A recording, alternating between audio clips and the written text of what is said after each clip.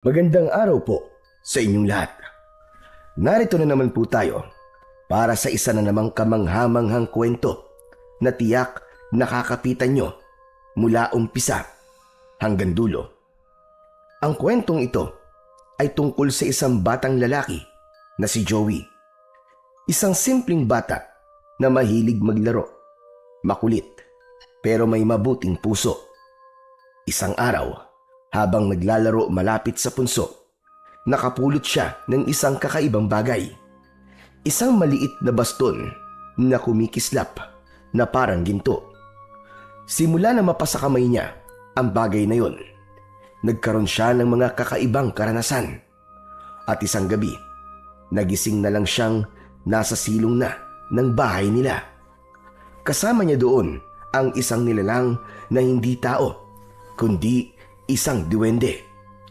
Binabawi sa kanya ang maliit na baston.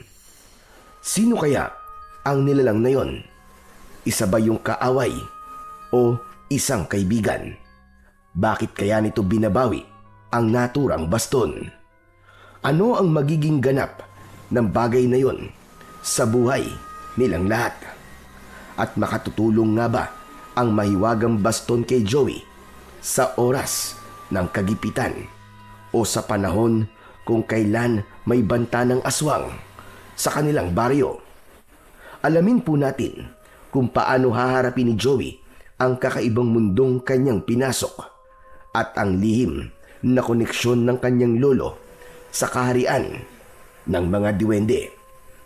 Ngunit bago po ang lahat, mga idol, huwag po nating kalimutan mag-subscribe at i-hit ang notification bell sa aking YouTube channel na The Voice Addict at Apong Isaac para sa mas marami pang makapigil hiningang kwentong aswang at katatakutan mula sa mundo ng kababalaghan. Umpisahan na po natin ang kwento. Martin! Martin! Lo, may tumatawag po sa'yo. Ano ba sinasabi mo? Wala naman ah. Meron po, Lo, narinig ko po eh. Wala nga. Ilang beses ko ba sasabihin sa'yo na huwag mong papansinin ang mga boses na tumatawag mula sa kung saan? Bakit ba ang tigas-tigas ng ulo mo? Biglang nanlaki ang mga mata ni Joey. Hawak pa niya ang kutsara at may kanin sa bibig. Tumigil siya sa pagmuya. Unti-unting nag-iba ang kanyang muka. Mula sa pagkabigla, naging lungkot. Hindi niya napigilan. Namuo ang luha sa kanyang mga mata.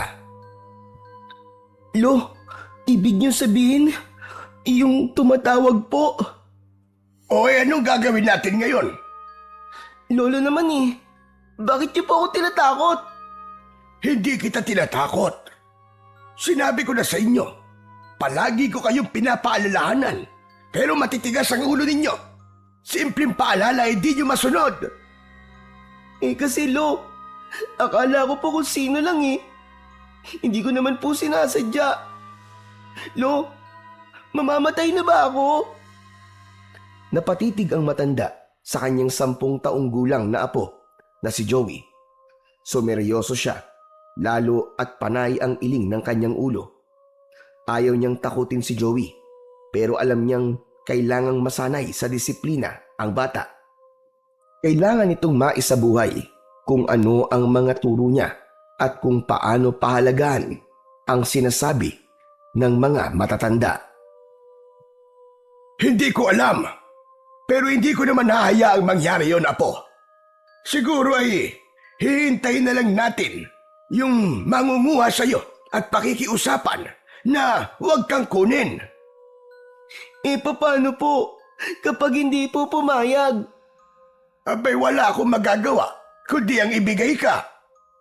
Mas lalong lumakas ang pag-iyak ng bata. Ayoko po! Huwag niyo po akong ibibigay, Lo! Wala naman po akong ginagawang masama eh! Huwag niyo po akong ibibigay sa kanila! Lumapit si Lolo Martin sa kanyang apo at marahang hinawakan ang balikat. Bumuntong hininga siya, pilit na pinakalma ang kanyang sarili. Kailangan niyong maintindihan na may mga bagay sa mundong ito na hindi niyo pwedeng suwayin. Hihingi po ako ng tawad, Lolo. Hindi ko naman po talaga sinasadya eh. Oo, alam ko. Ako na ang bahalang kumausap. Basta ha, matuto ka na simula ngayon. Huwag kang sasagot lalo na kung minsan mo lang narinig. Kahit sabihin mo pang ako yun o ang ate mo, pag hindi mo nakita na tao, huwag kang tutugon. Umiiyak pa rin si Joey pero dahan-dahan siyang tumango. Ramdam niya ang panginginig ng kamay dahil sa takot. Akin na yung kamay mo, iyo. Bakit po, Lolo? Dadasalan ko para hindi ka kunin ng engkanto. Agad na iniabot ni Joey ang kanyang magkabila ang kamay. Kahit nanginginig pa ito, malamig ang palad niya at basa pa ng pawis. Marahang hinawakan ni Lolo Martin ang mga yon at pinagdugtong para magdasal. Tinitigan ng matanda ang kanyang apo. O sige na, pumikit ka muna para makapagdasal na ako. Sa isip ni Lolo Martin, natatawa siya sa itsura ni Joey. Gusto niyang humagalpak ng tawa pero agad niyang pinigilan. Alam niyang hindi ito ang tamang oras para magbiro. Sa totoo lang ay hindi naman talaga siya nagdarasal pero kailangan niyang magpanggap dahil alam niyang kung hindi niya ito gagawin, hindi susunod sa kanya ang kanyang apo. Dahil sa angking kakulitan nito at pagiging pasaway, kahit paulit-ulit na magpayo siya, ay hindi naman ito pinakikinggan ng batang lalaki. Alam niyang sa ganung ugali ng bata, mas epektibo ang takutin nito para matutong sumunod. O sige na, tapos na ako magdasal. Ligtas ka na ngayon. Pero sa susunod huwag mo nang uulitin yan. Hindi na kita ililigtas kapag nagkataon. O hala sige, maiwan ko na muna kayo at magpapakain muna ako ng aso sa likod ng ating bahay. Sige po, Lo. Maraming salamat po sa inyo, Lo. Tiniligtas niyo po ako. Tumayo si Lolo Martin at lumabas ng bahay, bitbit ang lampara. Pagkasara pa lang ng pintuan ay nakita ni Joey na nakatitig sa kanya ang kanyang kapatid na si Tintin. Grabe ka! Iyakin! Takot sa multo! Ano? Ba't ka nangasar? Bakit ikaw ba? Hindi ka ba takot sa multo? Hindi! Ba't naman ako matatakot? Hindi naman ako pasaway na kagaya mo. Bakit? Ako lang ba ang pasaway? Ikaw rin naman Kung hindi ka takot sa multo, baka sa pamalo ni Lolo takot ka. Anong ibig mo sabihin? Ba't ka nagsasalita ng ganyan? Kala mo hindi ko alam Alam ko, tasyota mo si Kaloy. Lagot ka ate, di ba kabilin-bilinan ni Lolo na bawal ka pa mag-boyfriend? Gusto mo isumbong kita? Hoy, hindi totoo yung sinasabi mo, no? Anong hindi totoo? May ebidensya ako. Nasa akin yung love letter sa ni Kaloy. Kala mo Abat, loko kang bata ka. Isoli mo nga yun sa akin. Ayoko nga. Itatago ko yun habang buhay. Ang galing-galing mo kasing mang-asar Kala mo Joey, hindi ako nagbibiro Ibalik mo sa akin yung love letter na yon. Mali na pinakikialaman mo mga bagay na hindi naman sa'yo. Lalo na't pribado ang mga sulat. Pribado? Bakit mo iniiwan sa ilalim ng unan ko? Ano? At paano naman napunta yun sa may unan mo? Nasa lobby ng drawer ko Hindi naman ako burara katulad mo, no? Doon ko nga talaga nakita yon, ate. Sige na, ibalik mo na sa akin, please, Joey. Nakikiusap ako sa'yo. Ayoko nga. Sa akin na lang yun. Kasi kapag binigay ko sa yun, siguradong palagi mo naman akong aasarin Hayaan mo, di ko na sasabihin kay Lolo ang tungkol sa inyo ni Kaloy. Promise mo yan Naku, kapag kumalat talaga ang tungkol dyan, babatukan talaga kita. Oo na, promise. Basta bawal mang asar Ay, saka nga pala, ikaw maghuhugas ng pinggan sa loob ng 1 linggo. Ano? 1 linggo? Ang daya mo naman. Bakit ate, ayaw mo? Ay nako, oo na. Buwisit ka! Naisahan mo na naman ako! Ay, nakakainis! Matapos ang mahabang asaran, nagpatuloy sa pagkain ang dalawa. Si Tintin at si Joey ay magkapatid. Halos 10 taon na din na ulila sila. Sanggol pa lang si Joey nang sabay mamatay sa aksidente ang kanilang mga magulang. Kay Lolo Martin na sila lumaki. Bata pa lang si Tintin noon. Halos 10 taong gulang pa lang. Ang mga ginagawang pananakot at paalala sa bunso niyang kapatid ay hindi na bago sa kanya. Dahil noong kaedad pa lang niya si Joey, ay ganun din ang mga ipinapangaral sa kanya. Ngunit nang lumaki na siya, hindi na siya naniniwala.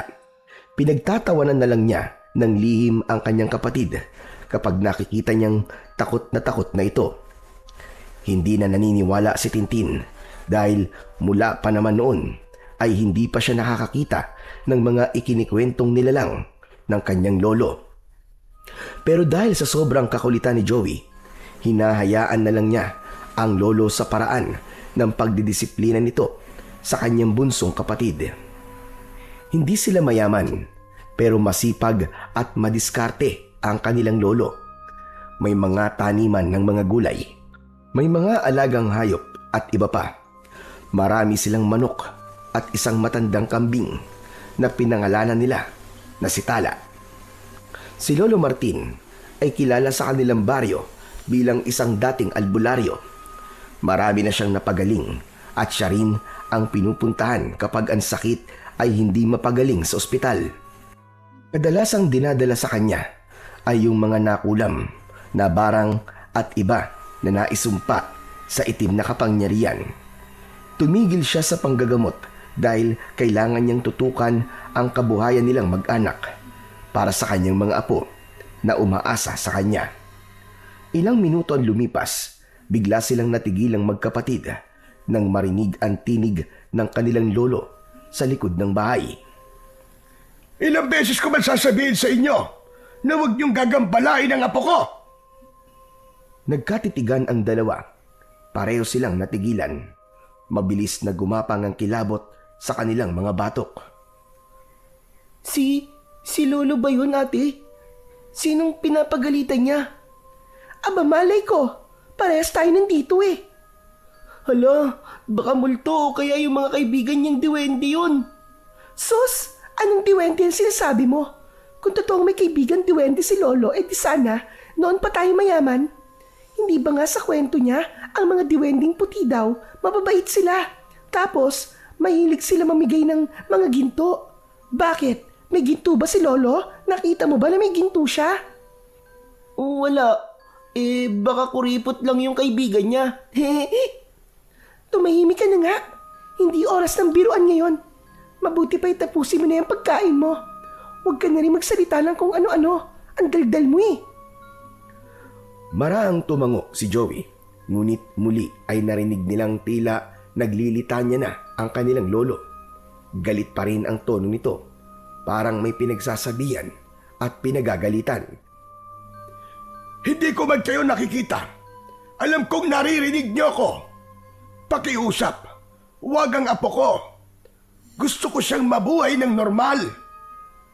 Ate, sigurado na talaga ako na may kausap talaga si Lolo sa labas. Hayaan mo na nga siya.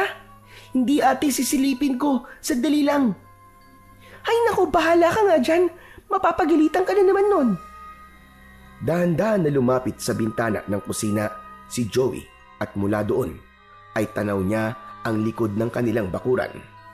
Maingat siyang sumilip. Bagamat hindi naniniwala si Tintin, ay sumunod din ito sa kanyang kapatid. Sa ilalim ng puno ng bayabas, nakatalikod si Lolo Martin. Nakataas pa ang isa niyang kamay na parang may itinuturo sa hangin. Wala silang makitang kausap nito, pero malinaw na malinaw sa kanilang pandinig ang mga salitang binibitiwan ng matanda.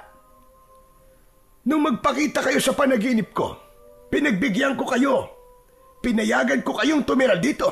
Pero hindi ibig sabihin yan ay may karapatan na kayong manggulo, lalo na sa mga apo ko. Ano kaya yung kausap niya, ate? Wala naman akong nakikita. Baka hindi tao. Napasinghap si Joey. Pilit na pinahaba ang leeg upang may makita. Ayoko na maulit ito. Nagkakaintindihan ba tayo? Pagkasabi nun ay tumalikod na si Lolo Martin. Sakto sa pag-ikot niya, nakita niya ang dalawang apo niya na nakadungaw sa bintana. Napabuntong hininga na lamang ang matanda. Hindi na siya nagsalita. Dahan-dahan siyang pumasok ng bahay. Pagpasok niya, diretso siya sa sala. Sinindihan niya ang kanilang lumang telebisyon. Umupo siya at nagpatong ng paa sa maliit na lamesa. Samantala, natapos nang kumain si Joey, tumayo siya, nag-ayos ng pinggan at lumapit sa matanda. Tahimik siyang tumabi at maya-mayang sumusulyap-sulyap. Napansin naman siya ng kanyang lolo. Anong kailangan mo, Joey? Wala po. Gusto ko lang po sanang malaman kung sino po yung kausap niyo po kanina dun po sa may labas.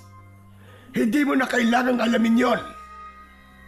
Narinig po kasi namin kayo nagsasalita pero wala naman po kayong kausap.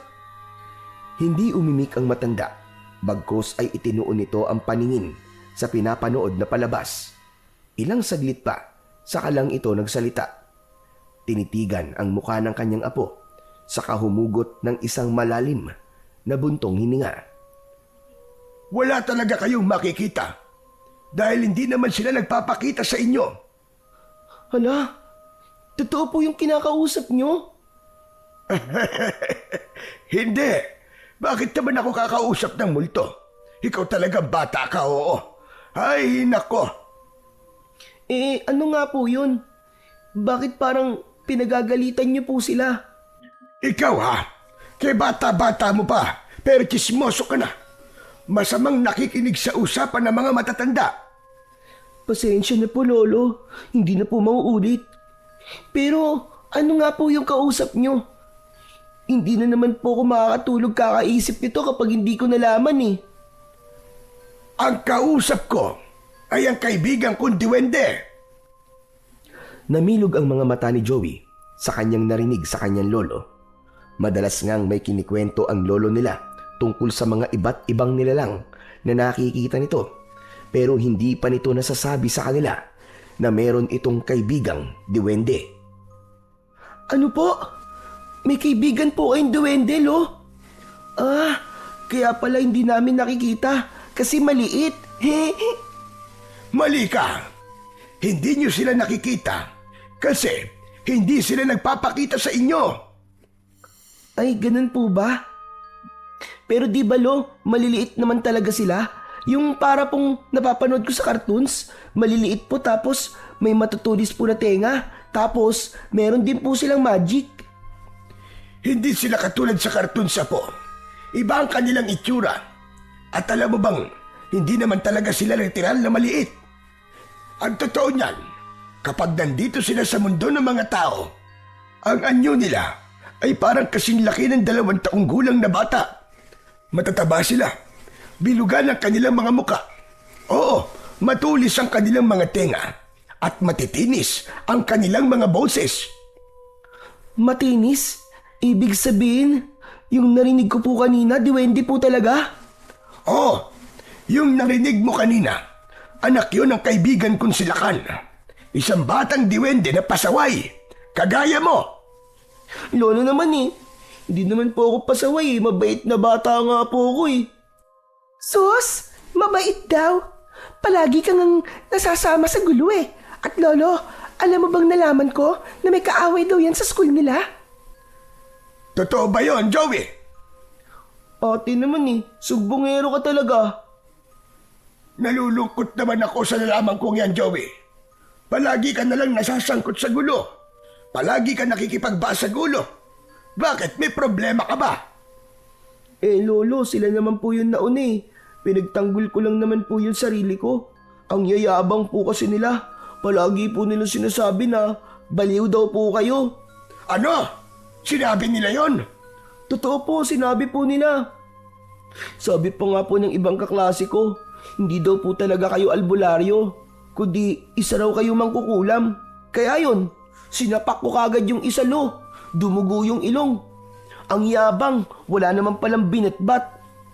Ay nako, siya, tama na. Kapag may naririnig kang ganon, huwag mo nang patulan. Hayaan mo lang sila sa kung ano ang gustong sabihin sa akin. O kaya'y magsumbong ka sa guro nyo para sila na ang bahalang umaksyon. Hindi yung ikaw ang makikipagbasagan ng muka.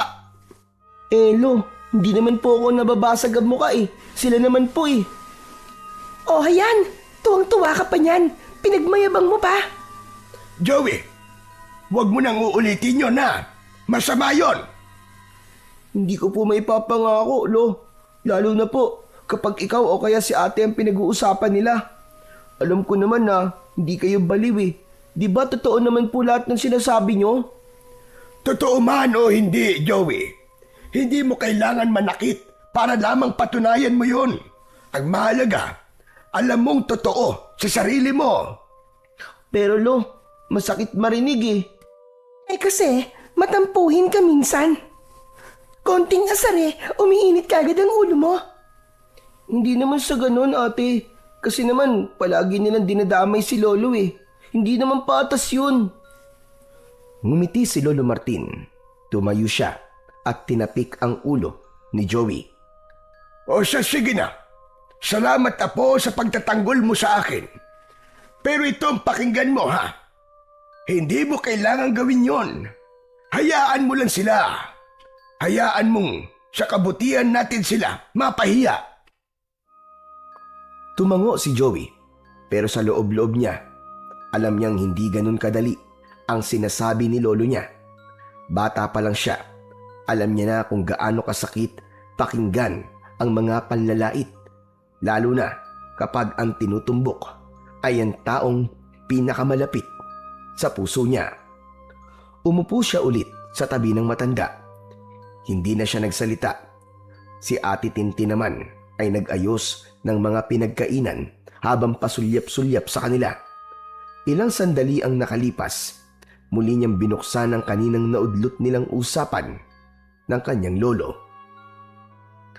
Lo, nakikita niyo po ba talaga sila? Ano ka mo? Sino? Lolo naman eh. Yung sinabi niyo pong alagaan yung mga diwende. Akala ko tapos na tayo sa usapan na yan. Hindi pa po Si ate lang po kasi sumingit eh. Ano po, Lo? Nakikita niyo po ba sila? Naririnig? O nararamdaman niyo lang po? Nakikita ko sila. Bata pa ako noon. Alam mo bang, madalas akong makipaglaro sa kanila. Nagkaroon ako ng kaibigan noon. Ang pangalan niya ay Silakan. Isa siyang puting duwende. Mabait siya. At alam mo bang noon ay dinala pa niya ako doon sa kanilang kaharian. Po, may lugar po sila, may kaharian? Saan po ba? Doon po ba sa may punso nila? Hindi. Hindi talaga punso ang tirahan nila. Meron silang sariling kaharian. Isang mahiwagang lugar na hindi mo aakalain na totoo pala at talagang umiiral. Ano pong makikita doon, Lo? Saka, paano po kayo nakapunta doon? Hindi ko rin alam, Apo. Para ka lang pumikit at pagdilat mo, nasa ibang mundo ka na. Alam mo na maliwanag sa lugar na yon. Ang daming kumikinang na ginto. Wow, talaga po! Ang astig naman. Sana din po, meron din po akong kaibigan duwende. Gusto ko din po makita yung mga nakita niyo po, Lolo. Ay, nako, ikaw talagang bata ka. Walang magpapakitang duwende sa isang batang sutil. Saka hindi basta-basta nakikipagkaibigan ang mga nilalang na yun. Pumipili sila ng mga kakaibiganing tao. At saka ikaw din, hindi pwedeng makipagkaibigan ng basta-basta. Alam mo ba kung bakit? Bakit po, Lo? Dahil may 3 uri ng diwende. May puti, may pula, at may itim. Ang mga puti, sila yung mababait. Sila yung tumutulong sa tao kung gusto nila. Minsan nagbibigay ng gamot o kaya naman swerte. Ganun po ba? Yung mga pula po, Lolo? Ang mga pulang diwende, medyo mapaglaro. Mahilig silang mang-asar at manloko. Minsan itinatago nila ang mga gamit ng tao.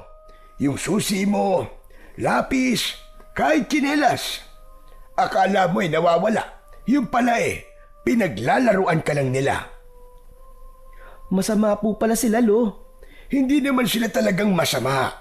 Pero hindi rin sila ganap na mabait. Parang mga batang malilikot. Kapag nasa mood, okay silang kasama. Pero kapag nainip o nainis, ayun, tsaka sila manggugulo. Yung mga itim na diwende po, Lo. Sila ang pinakadelikado sa lahat, Joey. Hindi mo sila dapat biru-biruin. Madalas silang naninirahan sa madidilim na lugar, sa ilalim ng matandang puno, sa likod ng lumang bahay, o minsan sa mga abandonadong gusali. Tahimik sila, pero mabilis magalit. Kapag napikon mo sila, hindi lang sila basta magtatago ng gamit. Pwede kang magkasakit, lagnatin, mahilo, o mawalan ng lakas. May mga kwento pa nga na pinalalaki nila ang mukha ng tao o kaya pinabibigat ang mga paa hanggang hindi na makalakad. Kaya talagang delikado sila, Apo. Naku, ayoko po ng itim na diwende, Lo. Nakakatakot po pala sila. Kaya nga dapat marunong kang gumalang. Kahit hindi mo sila nakikita, huwag kang basta-basta tatapak sa mga lugar na hindi mo sigurado. Huwag mong pagtatawanan ng mga bagay na hindi mo naiintindihan. At higit sa lahat, matuto kang humingi ng paumanin kapag may nagawa kang mali. Tumango si Joey habang nakatingin sa kanyang lolo. Tahimik siyang umupo ng maayos. Napatingin siya sa bukas na bintana sa kanilang sala at doon ay biglang naalala niya ang mataas na punso sa may likod ng bahay nila. Naglaro siya kanina doon. Bigla siyang kinilabutan. Lo, ano po palang napag-usapan niyo po nung diwende, yung kaibigan niyo po? Naku, nagsumbong sila. May bata raw na inihiyan ng punso nila. Po, sinabi po ba talaga nila yun sa inyo, Lo? Oo. At sinabi nilang ikaw yon. Kaya nila ako tinatawag ay dahil nagpaalam sila na kung pwede ka daw nilang parusahan. Kasi laking perwisyo daw ng ginawa mo. Alam mo ba kung ano sinabi nila? Gusto nilang palakihin ang mga paa mo. Lo, huwag naman po. Hindi ko na po ulitin yung promise. Tsaka hindi ko naman po sinasadya eh. Hindi ko po sila nakikita, Lo eh. Kinausap ko na sila at sinabi kong pagsasabihan na lang kita. Ako na lang ang bahalang magparusa sa'yo. Pasalamat ka at mababait silang klase ng diwende. Napakiusapan ko silang huwag kang galawin. Pasensya na po talaga, Lo.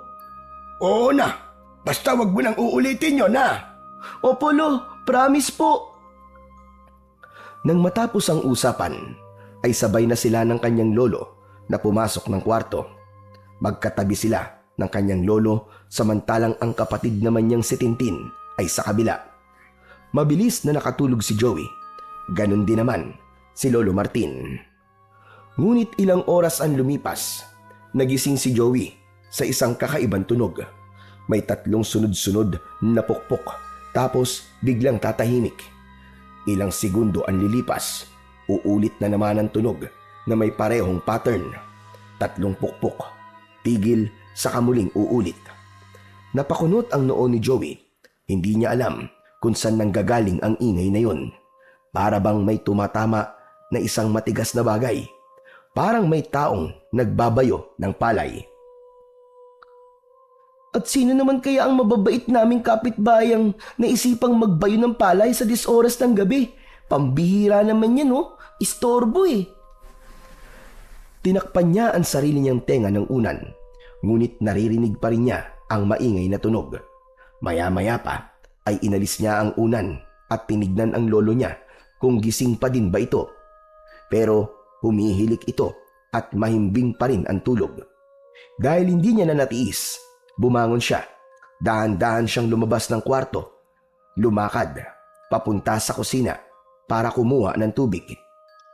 Nauuhaw kasi siya kaya gusto niyang uminom ng tubig. Pero pagdating sa kusina, napahinto siya. Doon niya napagtantong hindi galing sa kapitbahay ang tunog. Galing ito sa likod ng bahay. Lumapit siya sa bintana. Maingat niyang itinulak ito pataas upang silipin kung saan nanggagaling ang tunog. Wala siyang nakita nung una. Madilim ang paligid. Pero nang nasanay na ang kanyang mga mata sa dilim, unti-unti niyang naaninag ang isang nilalang. May nakita siyang bata. May matambok na pisngi at malusog na katawan. Nakahubad ang katawan at tanging bahag lang ang suot sa ibaba. Nakatayo ito. Hawak ang isang pambayo at tila may nilalamas o pinapalo sa ibabaw ng isang lusong na gawa sa kahoy. Muli ay narinig niya ang kaparehong tunog. Babayo ito ng 3 beses sa kahihinto. Lilingon at magmamasid sa paligid. Muli itong babayo 3 beses at muling titigil. Duwende, ito kaya yung sinasabi ni Lolo na kaibigan niya? Bulong niya sa isip. Ang nilalang na nakikita niya ay mukhang parang laging galit. Kulukulubot ang pisngi nito. May matulis na ilong. Malalim ang mga mata. Hindi ito nagsasalita habang nagbabayo. Nagpatuloy lang sa pananood ang bata hanggang sa isang lingon ng nilalang. Tumama ang tingin nito direkta sa kanya. Napansin nito si Joey na nakasilip sa bintana. Pinapanood siya. Nagkatitigan sila ng ilang segundo. Nanlaki ang mga mata ng nilalang. Tumigil ito sa kanyang ginagawa at mabilis itong tumakbo papalayo. Sa bilis ng mga pangyayari ay hindi na napansin ni Joey kung saan lumusot ang nilalang. Naglaho na ito sa dilim. Sa sobrang kaba ay mabilis na isinarado ng bata ang bintana. Tumakbo siya pabalik sa kwarto nila ng kanyang lolo. Mabilis siyang nahiga at maingat na hinila ang kanyang kumot. Nagtalokbong siya ng kumot at nanginginig pa rin sa takot. Joey, bakit gising ka pa, apo?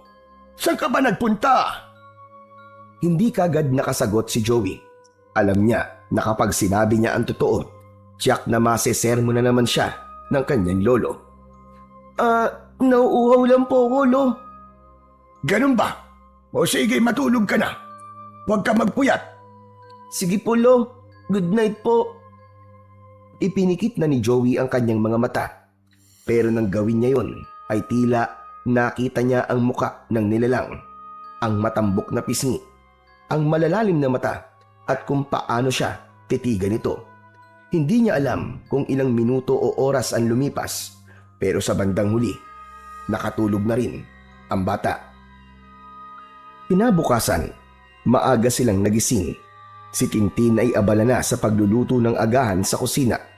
Si Joey naman ay nagwawali sa loob ng bahay, habang si Lolo Martin ay nasa sala at tahimik na umiinom ng kape. Maliwanag na rin sa labas ng mga oras na yon. Ang mga tao sa paligid ay kanya-kanya ng abala sa kanilang mga gawain. Pero maya-maya, isang sasakyang itim ang huminto sa tapat ng kanilang bahay, doon mismo sa kabilang bahagi ng kalsada, sa harap ng isang lumang bahay na matagal nang walang nakatira. Bumaba mula sa sasakyan ang 5 katao. Agad na napalapit sa bintana si Joey para tignan kung sino ang dumating. Napansin niya kagad na nakasuot ng itim na damit ang mga sakay. Napansin agad ni Joey na kakaiba ang kilos nila. Seryoso ang kanilang mga muka. May mga bumating kapitbahay pero hindi sila binati pabalik. Agad niyang tinawag ang kanyang ate. Ate Tintin, halika. Dali. Tignan mo, mukhang may titira na sa haunted house. Talaga? Mabuti naman at may titira na dyan. Anong mabuti sinasabi mo? Di ba matagal nang abandonado ang bahay na yan at pinaniniwalaan dito na maraming multong nakatira dyan? Bakit sila titira dyan? Hindi ba sila natatakot? Bakit naman sila matatakot? Hindi naman totoo ang chismis sa bahay na yan, no? Matagal lang talagang abandonado, pero hindi naman totoo na pinamumugaran niya ng mga multo. Ate, ba't di ka naniniwala sa mga multo? Hindi talaga ako naniniwala. Tsaka ba't naman ako maniniwala? Hindi pa naman ako nakakakita kahit isa. Saka lang ako maniniwala kapag nakakita na ako mismo sa harap ko. Gusto mong makakita, ate? Ganun ba? Ay nako, paano naman may magpapakita? Wala ngang ganun. Ang kulit-kulit mo talaga. Bigla silang napalingon pareho sa labas nang may marinig na ingay na paparating na sasakyan. Isang malaking truck ang huminto sa harap ng lumang bahay. Yan siguro yung mga gamit nila, ate. Oo nga, mukhang marami silang gamit Ang laki ng truck Binuksan ng isang lalaki ang likod ng truck. Sumunod na ang mga kasama nito. Maingat nilang ibinaba at ipinasok sa loob ng bahay ang mga gamit. Ate, tignan mo. Halos lahat ng gamit nila kulay itim din. Grabe, cabinet, lamesa, pati kutso nila itim. Ang bigat sa mata. Huwag ka na nga maingay. Baka mamaya marinig ka pa nila. Napansin ni Lolo Martin ang pagbubulungan ng dalawa niyang apo. Lumapit siya sa mga ito at tinignan kung ano ang kanilang sinisilip. Ano ba pinagtatalunan niyo dyan dalawa, ha? Wala po, Lolo. Pinag-uusapan lang po namin ni ate na mukhang may titira na po dyan sa bahay na matagal na pong walang nakatira. Ayun po. Patingin nga. Aba, oo nga Mabuti naman at may titira na dyan. Sa tagal ng panahon, ngayon na lang ulit magagamit ang bahay na yan. Simula nang umalis ang dating may-ari. Kaya nga po, Loy. Pero bakit kaya dyan sila titira? Saka tignan niyo po Parang iba po sila Hayaan mo lang sila. Wala pa naman tayong alam tungkol sa kanila. Kaya wag muna nating husgahan. Masama ang ganon. Mabuti pa ay kumain na tayo kung meron ng agahan. Pupunta ako sa bukid para makakuha ng maiulam natin mamaya. Opo. Meron na po, Lolo. Sandali lang po. Ihahanda ko na po. Mainam naman kung ganon. O ikaw dyan, Joey. Tigilan mo na yung paninilip mo dyan. Maghugas ka na ng kamay at kakain na tayo. Opo, Lolo. Umalis na si Tintin at si Lolo Martin sa harap ng bintana. Samantalang si Joey naman ay sumulyap muli sa bahay. Sa ikli ng oras na yon ay may nakita siyang nakatayo sa second floor. Nasa likod ng bintana. Hindi niya maaninag ang muka dahil sa lumang kurtinang nakasabit, pero tiyak niyang may nakatayo doon at nakatingin sa kanya. Napahinto si Joey, sandaling napatitig, tapos mabilis na nawala ang anino. Hala, ano yun? Tumingin siya ulit pero wala na siyang nakita. Inisip na lamang ng bata na guni-guni lang niya yun. Matapos kumain, nagpaalam na si Lolo Martin.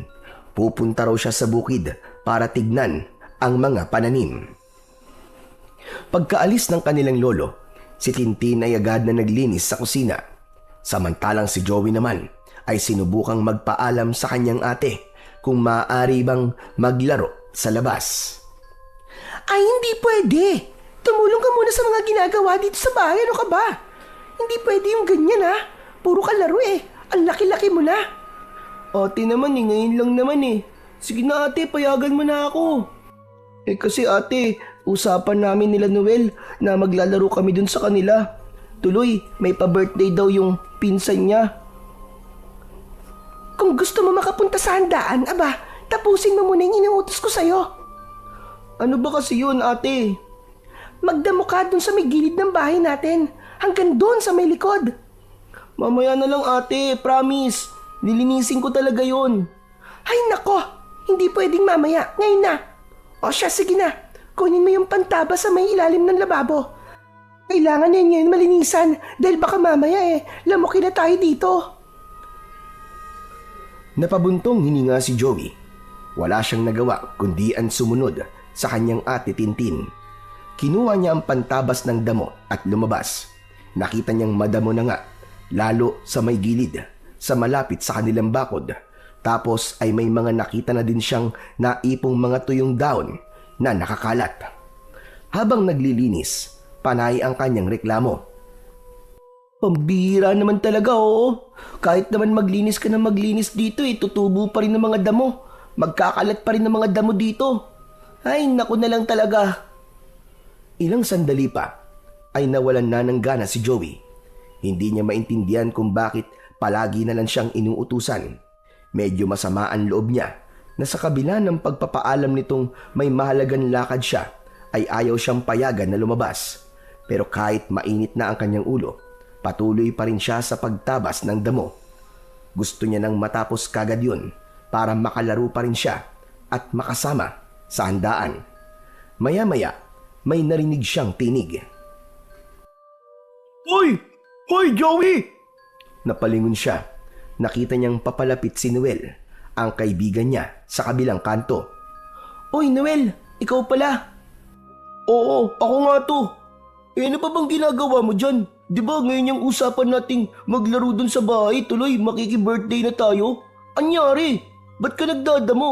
Ayaw mo bang pumunta? Anong ayaw pumunta, Noel?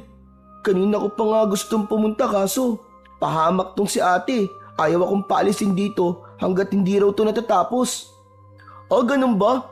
Basic lang yan. Wait lang tutulungan kita para matapos mo na kagad. Seryoso ka?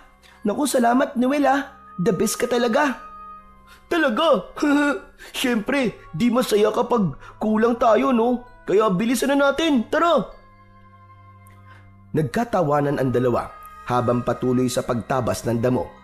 Kahit mainit at nakakabagot ang gawain, naging magaan ito dahil sa tulong at bulahan nilang magkaibigan. Muli ay nagkwentuhan silang magkaibigan. Joey, nakita mo na ba yung mga bagong lipat dyan sa tapat nyo? Oo, Noel. Nakita ko na sila. Balita ko, kakaiba daw sila. Oo, totoo yun, Noel. Lahat sila nakasuot ng itim na damit. Pati gamit nilang pinapasok sa loob ng bahay nila, puro itim lahat. O kung di naman itim, lahat ay madidilim ang kulay. Yun nga din ang narinig ko kanina Nakapagtataka na gusto nilang tumira sa haunted house na yun. Matagal nang pinamumugaran ng multo at engkanto ang bahay na yun, di ba? Kaya nga Noel, hindi kaya ano? Binitin mo pa Ano ba yung gusto mong sabihin? Wala. Baka mamaya, pag sinabi ko pagkalat mo Sus, sabihin mo na, kasi baka parehas din tayo ng iniisip. Alam mo ba, narinig ko kanina pinag-uusapan ng mga matatanda, nakakaiba daw ang kilos ng pamilya na yun.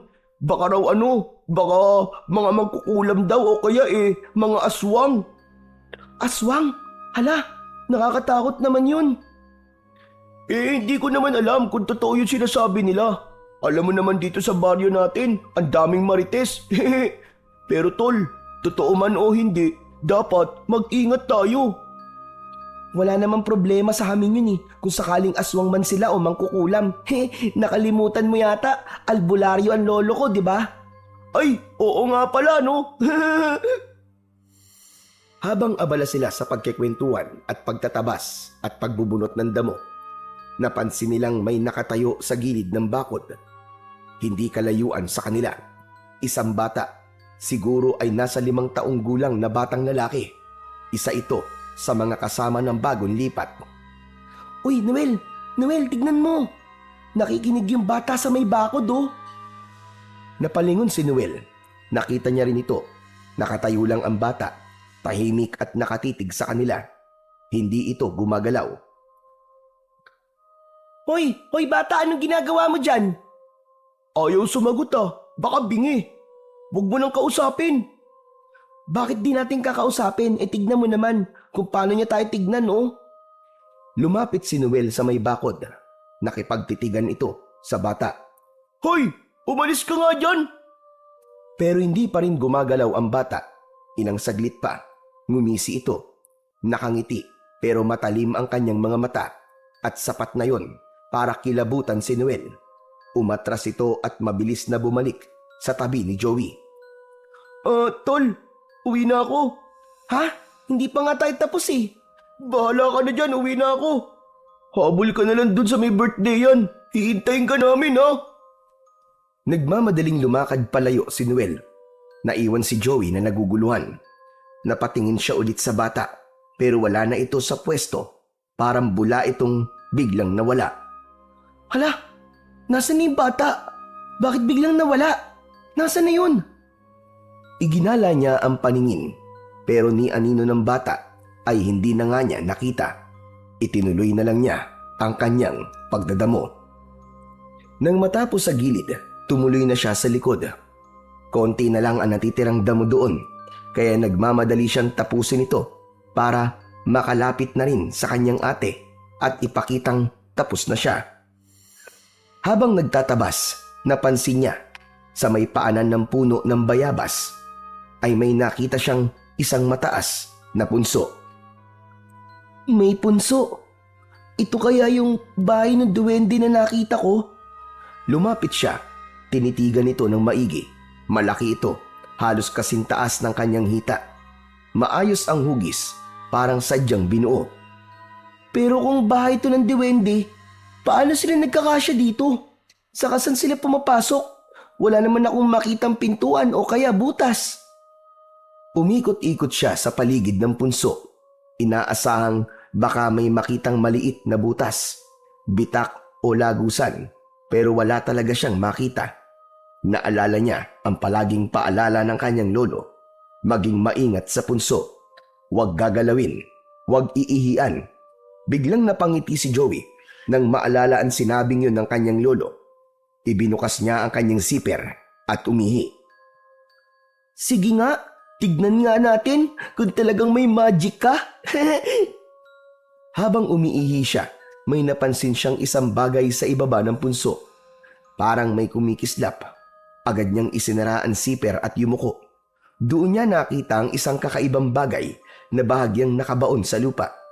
Inusisa niya ito. Pinagpag ng konti gamit ang kamay. Inalis niya ang mga batong nakadagan at nakaharang. Isang maliit na bagay yon na matigas, makintab at kulay ginto. Maliit lang ito, halos kasing haba ng isang dangkal at kasing taba ng kanyang hinlalaki. Pinulot niya ito. Para itong hugis maliit na baston. Sa dulo nito na parang hawakan ay may maliit na bilog na tila mata. Hala, ano to? Ang ganda naman. Pinunasan niya ito gamit ang laylayan ng kanyang damit. Maingat niyang tinanggal ang ilang putik na nakadikit dito. Habang pinupunasan niya, lalo itong kuminaw. Napalingon siya sa paligid. Tahimik, walang ibang tao sa bakuran nila. Wala ring nakakita sa kanya. Wala naman sigurong masama kung kukunin ko to. Baka may nakahulog nito dito. Kung may maganap, edi ibabalik ko. Maraan niyang isinuksok ang maliit na bagay na yon sa bulsa ng kanyang short. Kanino kaya to? Napakaburaraan naman ng may-ari nito. Alangan naman kay Lolo. Hindi kay Lolo to. Alam ko lahat ng gamit ni Lolo eh. Hindi sa kanya to. Ay nako, bahala na nga. Napatingin siya sa punso. Joey, hindi ka ba tapos dyan? Ay ate, patapos na po. Konti na lang. O sige na, ayos na yan. Maligo ka na. Payag na ako makipaglaro ka. Halos patalon-talon pan lumapit siya sa kanyang ate na nasa tapat ng pinto ng kusina nila. Aba, biglang saya. O siya, pag nakipag-birthday ka, balutan mo ako kapag may Shanghai ha. Hala si ate, kailan ka pa naging si Sharon? Nakakahiya yun. Kung gusto mo, halika na, sumama ka na lang sa akin. Naku, wag na. Ang dami ko pang gagawin dito eh. Tsaka, baka ako pang mahiya sa'yo doon. Puro bata yun, no? Baka isipin ng mga kalaro mo, may nanay kang bantay. Hindi sige na ate, sumama ka na. Wag na. Sige na, maligo ka na. Bago ka pumunta doon. Amoy araw ka na eh. Ay, grabe naman si ate. Sige na nga, maliligo na nga ako. Agad na pumasok si Joey sa loob ng kanilang bahay. Mabilis ang kilos at halatang sabik. Habang nasa banyo, panay ang kanta niya. Masaya siya at sa wakas ay makakalabas na rin siya para maglaro at makipag-birthday. Si Tintin naman ay naiiling na lang habang pinupunasan ng mesa. Natatawa siya sa kanyang kapatid at sa simpleng kaligayahan nito. Makalipas ang ilang minuto, lumabas na si Joey, suot ang paborito niyang t-shirt at shorts. Ate, alis na ako ah. Salamat sa pagpayag. O sige, mag-iingat ka ha. Huwag ka magpapaabot ng gabi. Mapapagalitan ka na naman ni Lolo. Opo, promise. Bye-bye ate. Tumakbo na si Joey palabas ng bahay. Nakita niya muli ang batang nakatingin sa kanila kanina ni Noel. Nakaupo ito sa ilalim ng puno at may kung anong nilalarong bagay sa kanyang mga kamay. Hindi naman siya pinansin ng bata, kaya tuloy-tuloy lang siya na nilampasan ang bata. Ngunit sa kanyang pagtalikod, sinundan ito ng tingin si Joey hanggang sa ito ay mawala sa paningin. Mabilis na lumipas ang maghapon. Halos hindi na malaya ni Joey ang oras. 5:00 na nang siya ay nakauwi. Pagpasok niya sa bahay nila, nakita niyang nag-uusap ang kanyang ate at ang kanyang lolo Martin. Parehong seryoso ang muka ng mga ito. Napansin din niya ang mga gulay sa ibabaw ng lamesa. May talong, sitaw at pechay. Nakita niyang hindi maganda ang mga dahon, may butas-butas at ang mga bunga ay maliliit at kulubot. Biglang napatingin sa kanya ang kanyang ate Tintin. Joey, mabuti naman at dumating ka na. Opo ate, eto po. May balot pa nga po akong spaghetti at saka lumpia para po sa inyo ni Lolo. Nilapag niya ang dalang pagkain sa lamesa at naupo. Narinig niyang napabuntong hininga ang matanda. Lolo, okay lang po ba kayo? Hindi masyado, apo. Nasira kasi mga tanim natin. Po, nasira po? Paano po nasira? Ewan ko. Parang biglang natuyo. Kahit regular naman ang pagpapatubig at pagdidilig.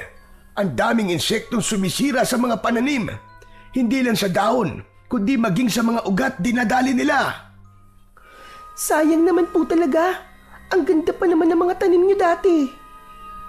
Pag ganyan, baka kapusin tayo sa pagkain at pera ng ilang buwan. Hindi na pambenta ang mga ani natin. Naku po, paano na po yun, Lolo? Huwag na po kayo masyadong mag-isip, Lo. Baka makasama pa po yan sa inyo Kung kukulangin tayo sa panggastos, ayos lang naman po sa amin ni Joey na mag-ulam ng kahit na ano. Opo, Lo. Basta may toyo at mantika, ayos na po yun. Sigurado ba kayo? Kaya nyo mag-ulam ng sardinas sa araw-araw? O kaya ng tuyo? O itong mga kulubot na gulay? Hay nako, buhay talaga ng tao. Kahit may inaalala, napangiti pa rin ang matanda. Natutuwa siya dahil marunong umunawa ang kanyang mga apo, lalo na sa mga pagkakataong tulad noon. Ayos lang yan, Lo. Makakaraos din po tayo. Lalo na kapag nakapasok na po ako sa trabahong ina-applyan ko. Makakatulong na po ako sa mga gastusin natin dito sa bahay. Anong trabaho? Di ba't sabi mo, isang semester na lang gagraduate ka na? Opo, Lo. Pero kailangan ko rin tumulong Ayoko rin po na palagi po kayo nag-iisip ng problema. Tintin, apo. Ayokong tumigil ka sa pag-aaral. Mas importante na makatapos ka. Sayang lahat ng pinaghirapan mo kung hindi mo tatapusin. Ako na ang bahala sa mga gastos. Kahit mabaon pa ako sa utang, gagawin ko. Basta't makapagtapos ka lang, Iha. Pero, Lo... Makinig ka sa akin, apo. Edukasyon ang puhunan mo sa buhay. Hindi habang buhay nandito ako. Kapag may diploma ka na, mas malaki ang tsansa mong makahanap ka ng matinong trabaho. Huwag mong sayangin ang pagkakataon, Iha. Opo, Lo, naiintindihan ko po. Tatapusin ko na lang po muna ang pag-aaral ko. Mabuti naman kung ganon. Huwag mong intindihin ang gastos dito sa bahay. Basta't pagtuunan mo ng pansin ang pag-aaral mo, tuparin mo ang mga pangarap mo, apo. Tumango si Tintin. Tahimik lang si Joey sa gilid. Tila nag-iisip. Nakatingin lang siya sa muka ng lolo at ate niya. Ramdam niya ang bigat ng sitwasyon nila sa pagkakataong yon. Lolo, ako po. Habang bakasyon, pwede po ako magbenta ng mga bote at lata para kahit paano po may dagdag na pera po tayo. Nako, kayo talagang mga apo ko. Wag na. Mabuti pa itulungan mo na lang palagi ang ate mo sa mga gawaing bahay. Wag mo na munang pansinin ang problema ng matatanda. Masyado ka pang bata, apo. Pero gusto ko din po makatulong, Lo eh. Ayoko pong nakikita kayo na malungkot. O sige na, hindi na ako malulungkot. Masaya ako dahil kahit mahirap ang buhay, nandiyan kayo ng ate mo. Wala na akong hihilingin pa, kundi ang mapabuti ang kinabukasan yung dalawa. Sus, sige na nga. Ang drama naman natin. Akin na nga yung bitbit mo. Mukhang masarap to ah. Mabuti at nakapag-uwi ka. Ibinigay po sa akin yan ng mama ni Noel, ate.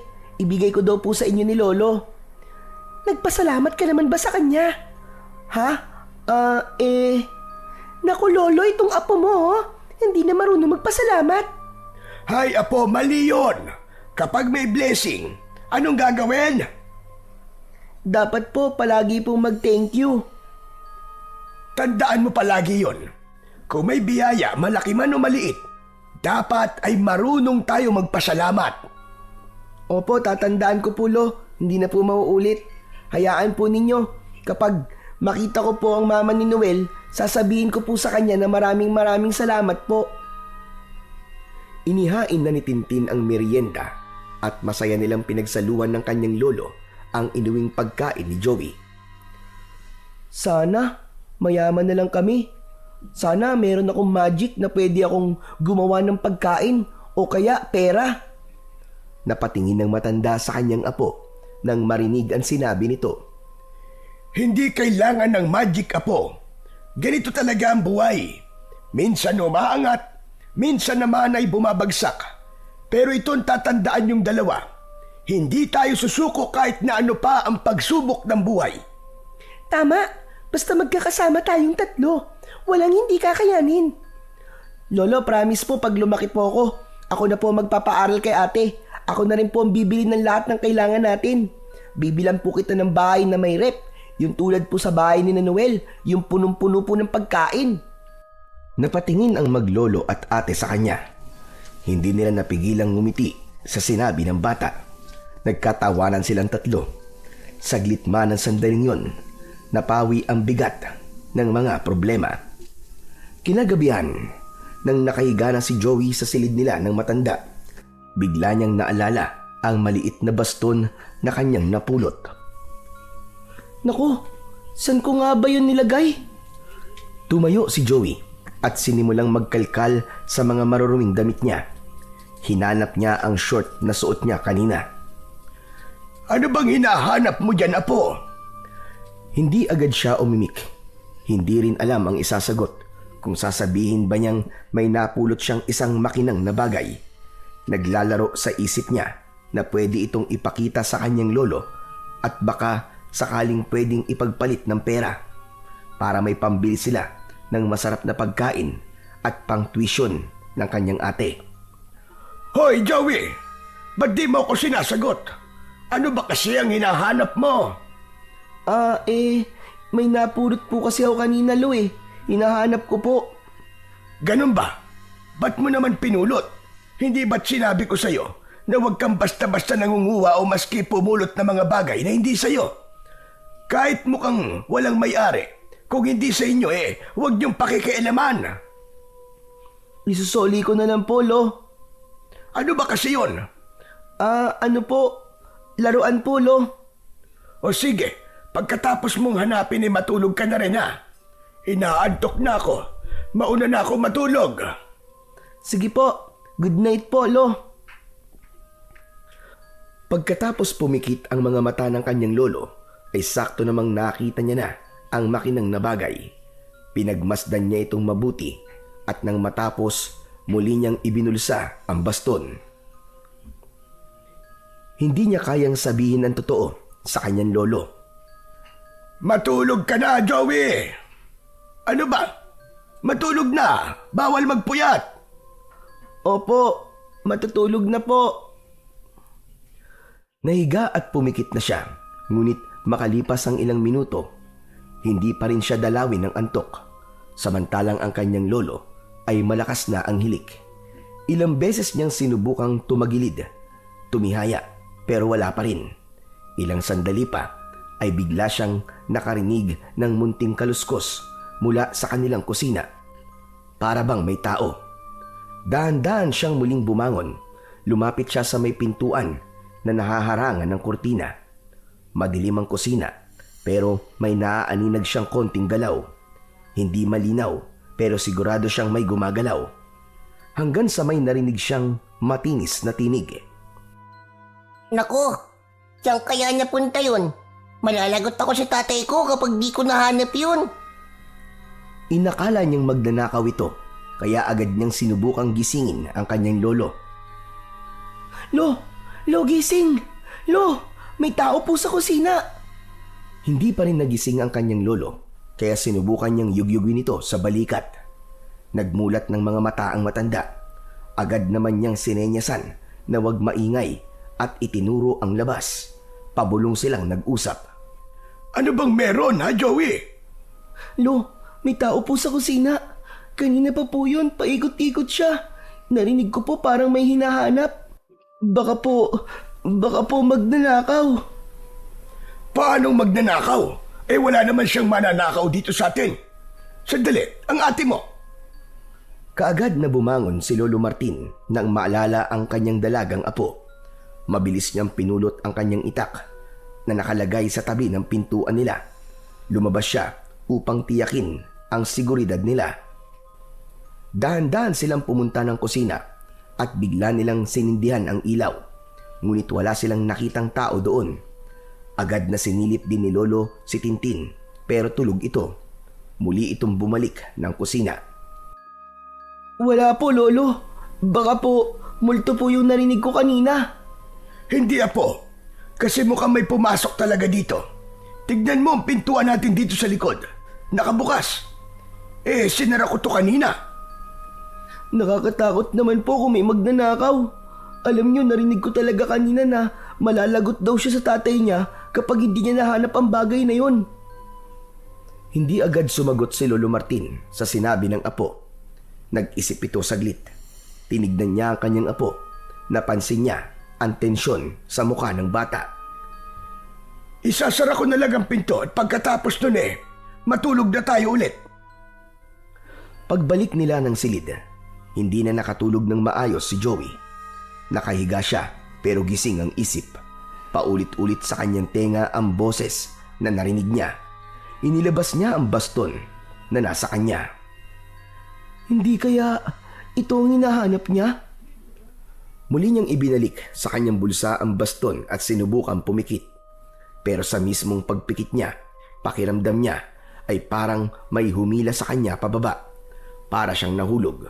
Pagmulat ng kanyang mga mata, hindi na banig ang kanyang hinihigaan, kundi lupa na. Napagtanto niyang nasa ilalim siya ng bahay nila. Nasa silong siya. Hala, bakit nandito ako? Anong ginagawa ko dito sa silong? Agad siyang tumayo, pero napansin niyang mababa lang ang silong. Napilitan siyang yumuko habang gumagalaw. Sinubukan niyang sumigaw. Lolo! Lolo! Ate! Pero walang sumasagot. Maya-maya, may lumitaw na nilalang sa harapan niya. Maliit ito, parang batang 2 taong gulang. Kayumanggi ang balat, parang lupa, matulis ang tenga, malaki ang mata at may makapal na kilay. Suot nito ay kulay berdeng bag na parang gawa sa dahon. Nakatitig ito sa kanya na walang emosyon. Nasa iyo ang baston! Nakita ko kanina! Nilagay mo sa bulsa mo! Akin na yan! Sandali lang! Bakit ko naman ibibigay sa ito? Sa'yo ba to? Hindi sa akin! Pero sa tatay ko yan! Hinahanap na niya kaya kailangan ko nang maibalik yan sa amin! Ba't mo ba kasi kinuha? Bakit mo ninakaw? Hoy! Hindi ko to ninakaw Napulot ko lang to! Sinungaling ka! Ibalik mo yan sa akin! Ibalik mo yan! Kung ayoko, nagbibintang ka. Di mo naman alam ang nangyari. Kung tutuusin, ikaw ang may kasalanan nito kasi burara ka. Gusto mong parusahan kita? Baka gusto mong isara ko yung bibig mo para hindi ka na makapagsinungaling. Di gawin mo. Hindi ako natatakot sa'yo. Pagagalingin ako ng lolo ko. Magaling siyang albularyo, kaya matutulungan niya ako. Hindi ba't kilala mo si Lolo Martin? Oo, kilala namin siya. Kaibigan siya ng tatay kong duwende. Kung ganun, kapag sinaktan mo ako, malalagot ka sa tatay mo. Oh, heto na. Susoli ko na sa'yo. Napulot ko lang naman talaga yan eh. Inisip kong mahalaga ang bagay na yan kaya kinuha ko para maibalik kapag may naganap. Pero hindi tama yun. Masamang kumuha ng hindi iyo. Pero hindi ko naman kinuha yan para ang kinin eh. Wala naman akong balak na itago at gawing akin yan. Kaya nga sinoli ko na sa'yo eh. Kung ayaw mo edi itatago ko na lang ulit. Sige na nga. Bigay mo na. Inabot ni Joey ang maliit na baston kay Buknoy. Dahan-dahang kinuha yun ng diwende gamit ang dalawang kamay. Nang hawakan niya, bigla itong kumislap. Isang maputing liwanag ang bumalot sa katawan ng diwende. Nagsimula sa paa hanggang sa ulo. Teka! Ano nangyayari sa'yo? Hindi sumagot si Buknoy. Nakatingin lang siya sa baston. Tila may ibinubulong. Ilang saglit lang, unti-unti nang naglaho ang katawan ni Buknoy. Oy, teka lang! Saan ka pupunta? Lumingali nga si Joey. Wala na ang diwende. Ang lahat ay bumalik sa normal. Maliban na lang sa naroon pa rin siya sa ilalim ng madilim na silong. Ano yun? Magic? Oo, magic nga. Ang galing! Bigla siyang nawala na parang bula. Mabilis siyang gumapang palabas ng silong. Sa likod siya dadaan para makapasok sa loob ng kanilang bahay.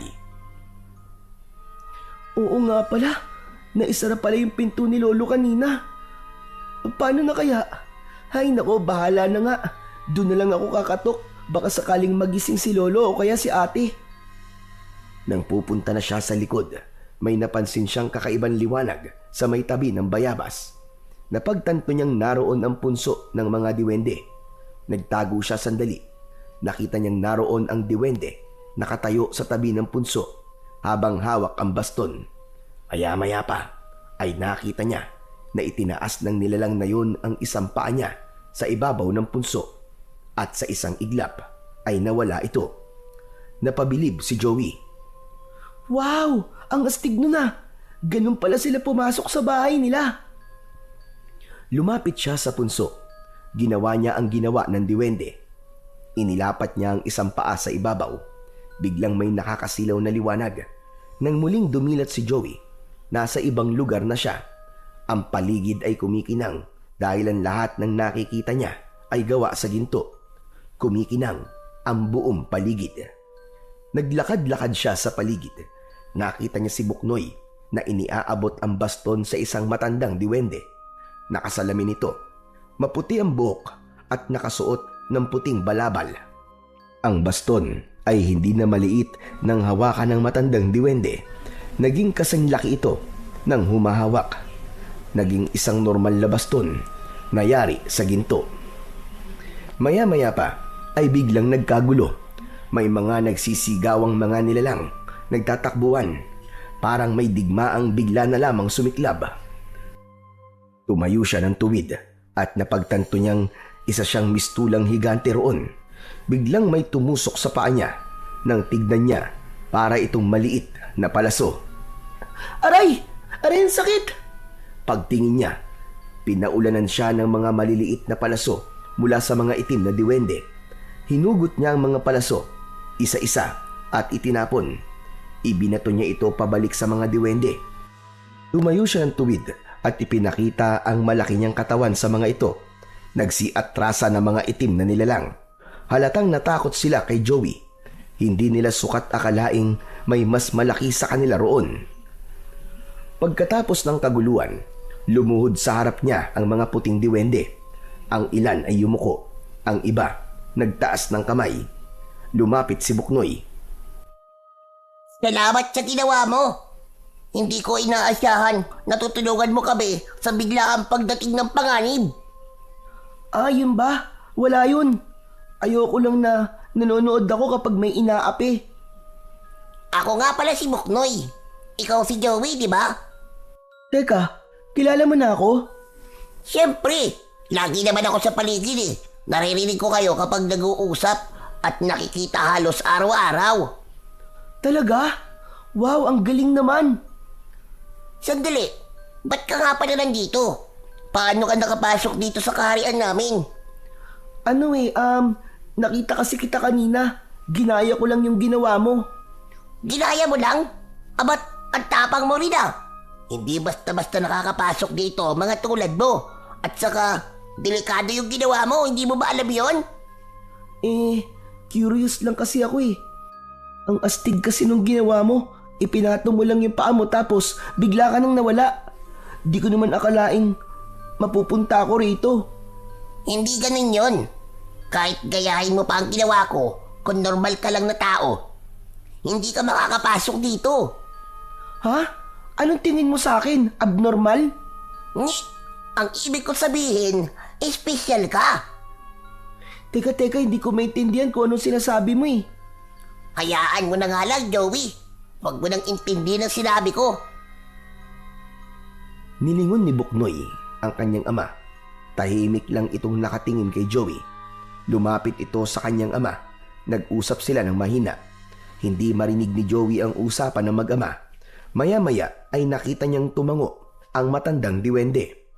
Hindi nagtagal, ang matandang diwende ay kinausap ang kanyang mga kasama at pagkatapos ay lumakad na sila palayo. Nilingon pa ito ni Joey at ngumiti bago umalis. Naiwan silang dalawa ni Buknoy. Naglakad ito pabalik. Ba't mo sila pinaalis? Ihahatid na kasi kita sa inyo. Hindi ka pwedeng magtagal dito. Baka mamaya mag-alala ang lolo mo eh. Ha? Saglit pa naman akong umalis, di ba? Kahit na. Siya nga pala. Salamat sa pagliligtas talaga sa amin ha. Alam mo, mabuti na lang at isinuli mo ang baston ng tatay ko. Yun lang ang konting panahon na wala dito sa kaharian namin ng baston ay sinubukan na kaming salakayin ng mga itim na diwende. Talaga? Ganong kahalaga ang bagay na yun dito? Kapag hawak yun ni tatay, wala makakapasok dito sa kaharian namin. Para yun sa proteksyon naming lahat. Hindi lang yung basta baston. Yun ang tagapagpanatili ng balanse dito sa mundo namin. Kapag nawala yun, unti-unting humihina ang depensa ng kaharian namin. Ganun ba yun? Kaya kayo siguro sinugod kanina. Ang dami niyong kalaban eh. Oo, tama ka. Akala namang itim na diwende, wala na kaming panlaban. Kaya sinamantala nila. Mabuti na lang at naibigay ko kagad kay tatay ang baston. At ikaw, mabuti na lang at dumating ka at naitaboy mo kagad sila. Kung hindi, baka tuluyan nilang napasok at masakop na ang aming kaharian. Ang galing naman. Gusto ko rin magkaroon ng ganong klaseng baston. Yung bang magagamit kong panlaban saka pantaboy sa mga masasamang tao o kaya ng mga aswang? Ano sabi mo? Aswang? Bakit? May aswang ba sa baryo nyo? Hindi ko alam, Buknoy eh. Pero meron kasi kaming pinagsususpetsahan na bagong salta sa baryo namin. Natatakot nga ang mga kalaro ko eh. Sabi nila baka aswang daw. Kung ganon, ay kailangan mo nga talaga ng proteksyon. Sandali lang ha. Dito ka lang. Hintayin mo ako. Tumakbo si Buknoy palayo. Nagtaka si Joey. Pero sinunod niya ang sinabi ng kanyang bagong kaibigan. Pinagmasdan niya ng maigi ang paligid habang naghihintay. Hindi pa rin siya makapaniwala sa mga nangyayari. Na naroon siya sa isang mahiwagang lugar at ang kausap niya ang isang totoong diwende. Maya-maya pa bumalik si Buknoy. May hawak na itong bagay na nakabalot sa telang kulay abuhin. Oh, heto. Ano to, Buknoy? Baston yan. Para sa'yo. Ha? Bakit ibinibigay mo ulit sa akin tong baston?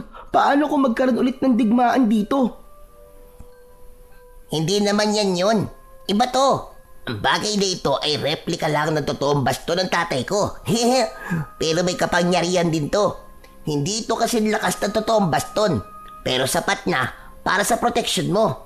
Magagamit mo ito kapag nasa panganib ka. Pero sana gamitin mo lang kung kinakailangan ha. Hindi ito laruan. Totoo to? Sa akin na talaga tong basto na to. Oo nga, pero tandaan mo ang mga babala ko. Huwag mo itong ipapakita sa iba. Huwag mong ipagyayabang. At higit sa lahat, huwag mo itong gagamitin sa masama. Sige, promise. Salamat talaga sa'yo, Buknoy ha. Dahan-dahang binuksan ni Joey ang tela. Tumambad sa kanya ang maliit na baston na gawa sa makintab na metal na nababalutan ng ginto. Magaan ito pero ramdam ni Joey na may kakaibang lakas sa loob nito. Huwag mo nang subukan dito. Hintayin mong makabalik ka sa mundo mo. Pero kapag may naramdaman kang panganib, hawakan mo lang yan at banggitin ang salitang tanggol. Saka mo ituktok ng 3 beses sa anumang bagay na gawa sa kahoy. Tanggol? Ayos ah. Parang pangalan ng isang action hero ah. Hindi ko alam yon, pero tulad na sinabi ko kanina, gamitin mo lang kapag kailangan ha. At bantayan mong mabuti. May mga nilalang na gustong maagaw ang mga gamit na may kapangyarihan. Naku, iingatan ko talaga to, Buknoy. Promise. Mabuti. Tapos isa pa. Bumalik ka na sa inyo ha. Baka hanapin ka na ng lolo mo eh. Tsaka wag mong sasabihin na dito ka galing. Nagagalit na naman sa amin yun eh. Hehe. Naku, pagpasensyaan nyo na lang si Lolo. Ganun lang talaga yun. Pero mabait yun. Oo, alam ko naman yun. Pero kasi, mas istrikto pa siya sa tatay ko eh. Nakakatakot kapag nagagalit. Ha? Ganun ba? O sige na, tara na. Ihahatid na kita para makauwi ka na. Sige, Buknoy. Salamat ulit ha. Hindi ko kakalimutan to. Ingat ka, Joey. At huwag mong kakalimutan ng mga sinabi ko. Tumango si Joey. Nasa gilid na sila ng palasyo kung saan may bilog na bato sa saig. Ito raw ang daanan pabalik sa mundo ng mga tao. Ngumiti si Buknoy at lumapit sa kanya. May iniabot itong isang maliit na bag na kulay kayumanggi, parang gawa sa balat ng hayop. Maliit lang ito, kasya sa palad, pero may tali para maisabit o maibulsa. Heto, kapag may kailangan ka, kahit pagkain, tubig o kahit simpleng tulong, alugin mo lang ito at banggitin sa isip mo ang gusto mo. Pero wag mo tong abusuhin, ha? Ha? Teka. Ba't mo ko binibigyan ng ganito? Regalo namin yan sa'yo dahil sa pagtulong mo sa amin laban sa mga itim na duwende. Regalo? Kung ganun, salamat. Wow! Pangako, iingatan ko talaga ang bagay na to, Buknoy. Salamat ha! Ibinulusan ni Joey ang mga bagay na ibinigay sa kanya ng bagong kaibigan. O ano, Joey? Handa ka na ba para umuwi? Sige, Buknoy. Handa na ako. Tumango si Buknoy. Ipinatong ito ang kamay sa balikat ni Joey. Muli, isang nakakasilaw na liwanag ang muling lumitaw. Napapikit ang bata. Pagkamulat ng kanyang mga mata, wala na sa tabi niya ang kanyang lolo. Maliwanag na, umaga na. Nakahiga siya sa kanyang banig, sa sariling silid. Tinignan niya ang kanyang sarili, parang wala namang nangyari. Ano yun? Panaginip lang ba ang lahat ng yun? Agad niyang kinapa ang kanyang bulsa at naroon ang mga bagay na binigay sa kanya ng duwende. Hala! Totoo! Nanggaling nga talaga ako sa kaharian nila. Biglang bumukas ang kortina. Joey? Napabalikwa si Joey sa gulat. Biglang lumapit ang kanyang ate at niyakap siya ng maigpit. Napansin ni Joey na nanginginig ito. Akala ko wala ka na, Joey. Ilang araw ka na naming hinahanap. Hindi na nagpapahinga ang lolo. Grabe ang OA naman sa 3 araw, ate. Ano nawawala nandito lang naman ako natutulog. Hindi pa siya tapos magsalita ay narinig nilang dumating ang kanilang lolo Martin. Pagkakita kay Joey, natigilan ito at nanlaki ang mga mata. Joey, apo! Lolo! Mabilis na lumapit ang matanda at niyakap ang bata. Tahimik lang ito saglit. Halatang hindi makapaniwala. Salamat sa Diyos! Salamat at ligtas ka, apo! Ngunit ilang segundo lang ang lumipas. Biglang nagbago ang reaksyon nito. Saan ka ba galing? 3 araw ka nawala. Lintik kang bata ka. Po, Wala po akong pinuntahan, Lo. Nandito lang po ako sa kwarto natin. Hindi naman po ako umalis eh. Nandito ka lang. Bakit putikan yung mga paa mo? Hindi na nakaimik si Joey. Napayuko ito. Kinakabahan. Huminga siya ng malalim. Tapos ay tumango. Lolo, may aaminin po ako. Napatingin si Tintin sa kanya. Tahimik ito, pero halatang naguguluhan pa rin. Totoo pong umalis ako, Lo. Pero hindi ko naman po sinasadya eh. Dinala po ako ng diwende sa kaharian nila. Akala ko po saglit lang yun eh. 3 araw po pala ako nawawala. Ano ka mo? Sumama ka sa kaharian nila. Opo, alam ko po mahirap paniwalaan. Pero totoo po yun, Lo. Napailing si Lolo Martin. Tumahimik ito sandali. Apo, sana sinabi mo kagad ang totoo. Hindi ko naman sana ikagagalit yan. Kaibigan ko mga diwending yon noon pa. Pero hindi ibig sabihin nun ay pwede ka na lang basta-bastan sumama kung saan-saan. Lalo na kung hindi ka nagpapaalam. Pasensya na po, Lo. Hindi ko po talaga alam na ganun po mangyayari. O sige na, huwag mo nang uulitin na. Huwag ka na magsisinungaling dahil masama yan. Kaya nga naman, Joey. Mahal ka namin at nag-alala kami ng gusto sa'yo. Tama. Lalo na ngayon at kalat na sa ibang barangay ang balita tungkol sa mga umaatake raw na aswang. Ilang kabataan na nabiktima. May mga natatagpo ang bangkay, nawakwak ang tiyan, at nawawala ang mga lamang loob. Hala, totoo po ba yun, Lolo? Oo, Apo. Hindi lang isa ang biktima. 3 na natagpuan sa iba't ibang lugar. Kaya ganun na lamang ang pag-aalala ko. Nang bigla ka nawala, akala ko naging biktima ka na rin ng aswang. Pasensya na po, Lo. Hindi ko po sinasadya na mag-alala kayo. Hindi na po talaga mauulit.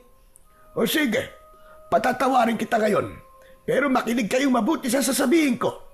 Kailangan na nating magdoble ingat.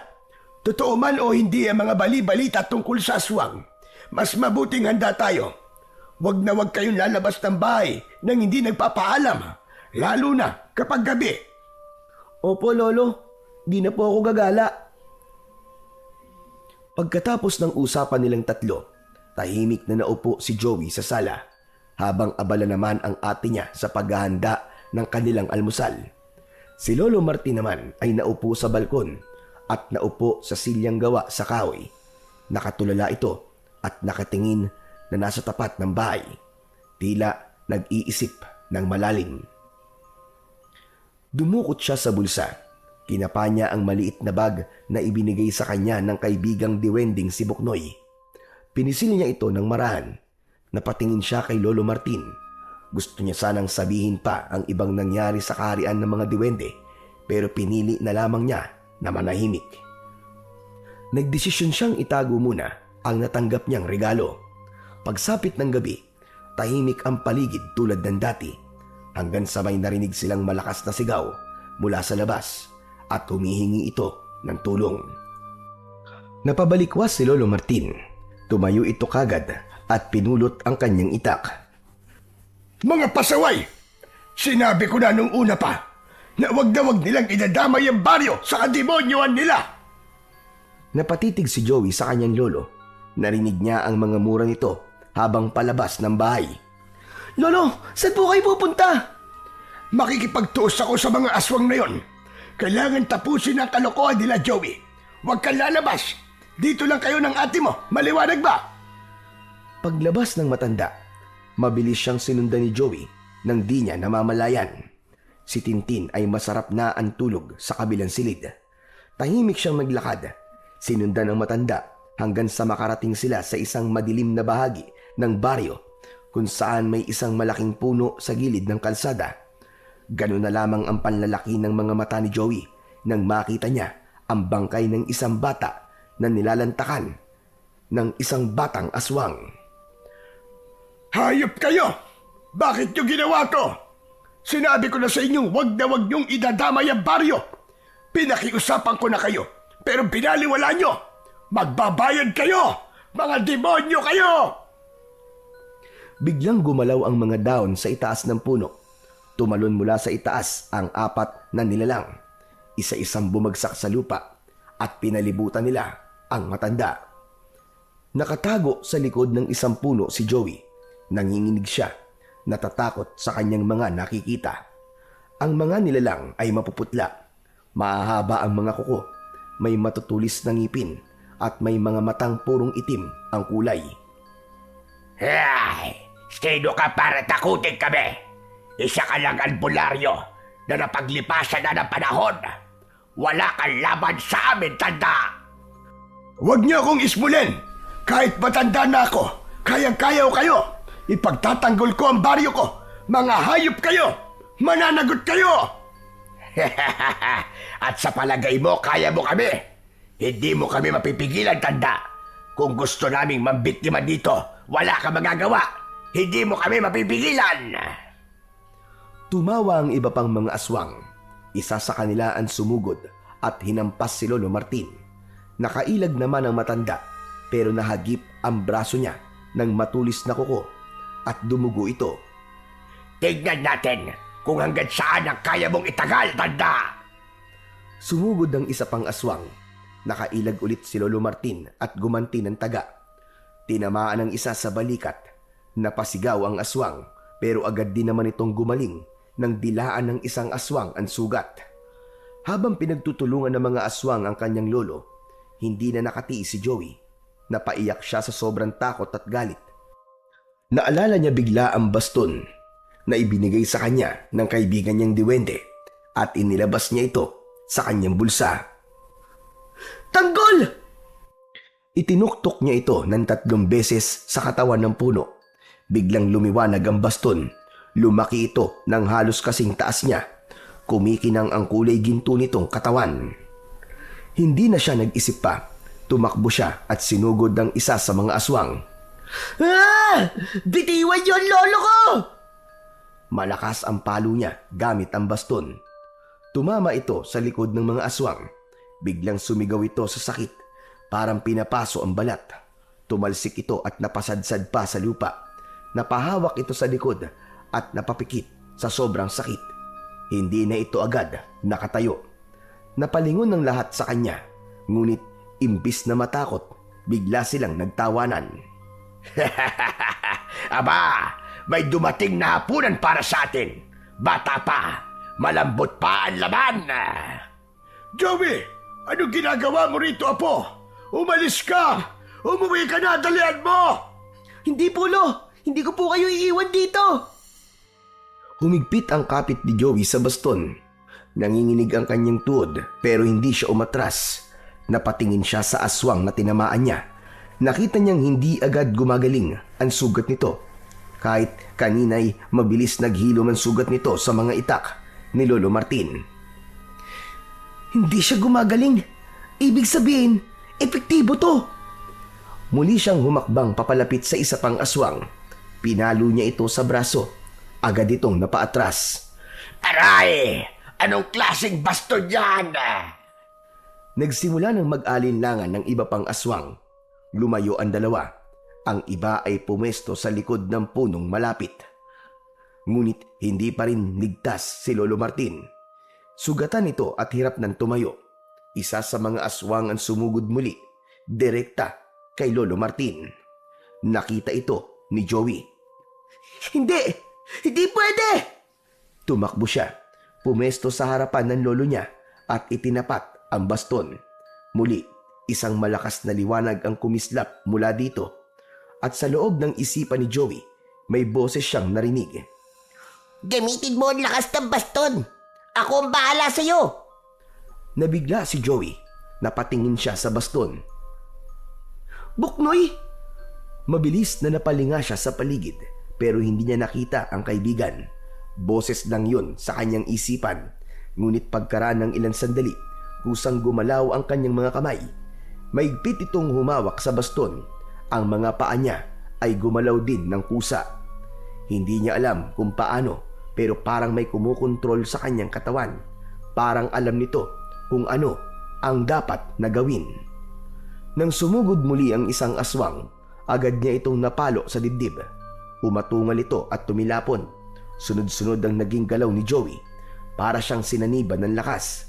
Mabilis din ang kanyang galaw. Bawat tama ng baston, parang kidlat itong tumatama sa katawan ng mga aswang. Ang isang aswang ay nagbago ng anyo at naging isang malaking paniki. Lumipad ito pero hinabol ni Joey at binato ng kanyang baston. Natamaan ang pakpak nito. Napunit yun. Bumagsak ito sa lupa at mabilis na gumapang palayo. Pinilit ng kanyang lolo na tumayo at nilapitan ang gumagapang na aswang. Itinarak nito sa dibdib ng aswang ang matalim nitong itak. Nang makita ng mga aswang na patay na ang kanilang lider, nagsitakbuhan ng mga natitirang aswang. Alam nilang talo na sila sa pagkakataong yun. Naiwan si Joey at ang kanyang lolo, kapwa hingal na hingal. Anong klaseng sandata yung hawak mo, Joey? Lo, galing po to sa mga diwende. Regalo daw po nila sa akin. Napahawak sa dibdib si Lolo Martin. Kaya pala, Apo. Hindi ko alam kung matutuwa ako o magagalit. Pero salamat. Dahil kung hindi ka dumating, baka wala na ako ngayon. Hindi na niya natapos ang sasabihin. Napatingin sila pareho sa bangkay ng bata. Lo, kawawa naman po yung bata. Ilang minuto ang lumipas, may narinig silang paparating. May mga taong tumatakbo, may dalang mga sulo, pamalo at iba pang armas. Pagkakita sa dalawang bangkay, napahinto ang grupo. Agad nilang tinanong sa dalawa kung ano ang nangyari. Agad na ipinaliwanag ni Lolo Martin ang lahat. Ang mga tao nangilabot sa anyo ng aswang. Halos hindi sila makapaniwala. Galit na galit sila sa kanilang nalaman na totoong aswang ang mga bagong salta sa kanilang lugar at posibleng ang mga ito ang may kagagawan ng kaguluhan sa ibang lugar. Maya-maya pa ay dumating na ang mga magulang ni Noel. Ang kaibigang bata ni Joey. Hinahanap nila ang kanilang anak. Sabing lumabas lang ito saglit para umihi kanina pero hindi na nakabalik. Nag-aalala ang mga ito na baka isa na rin siya sa nabiktima ng mga halimaw. Nagdesisyon sila na sumugod sa bahay ng aswang, samantalang ang iba ay nagpaiwan upang ayusin naman ang mga bangkay. Sumama si Lolo Martin at Joey papunta sa bahay ng mga aswang. Pagpasok pa lang sa bahay ay agad na umalingasaw ang masangsang na amoy na parang amoy na bulok na karne. Napatakip ng ilong si Joey. Ang baho! Ba't ganito ang amoy sa loob ng bahay na to? Agad nilang ginalugad ang loob. Si Joey may mga nakitang mahahabang mesa, mga bote na may lamang kakaibang mga likido at mga gamit na hindi maipaliwanag. May isang kwartong nakakandado. Pinwersa nila itong buksan at doon nila nakita ang ilang batang nakagapos, nakapiring ang mata at may busal sa bibig. Agad nilang kinalagan ng tali ang mga ito. Nagsiiyakan ang mga bata. Huwag na kayo matakot! Ligtas na kayo! Lumapit sa isang bata si Joey. Bumaling ang bata at nagkatitigan sila. Napahikbi si Noel. Noel? Joey! Joey! Niyakap siya ni Joey ng mahigpit. Pareho silang umiiyak. Salamat! Salamat at dumating kayo! Akala ko talaga mamamatay na ako eh.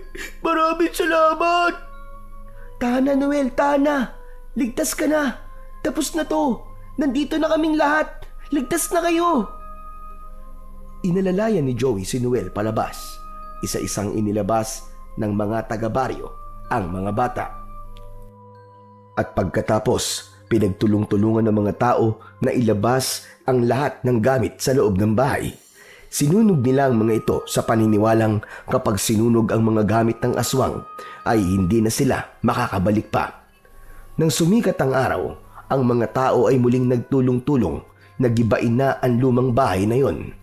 Naniniwala sila sa ganitong paraan, hindi na muling makakabalik ang kasamaan sa kanilang lugar.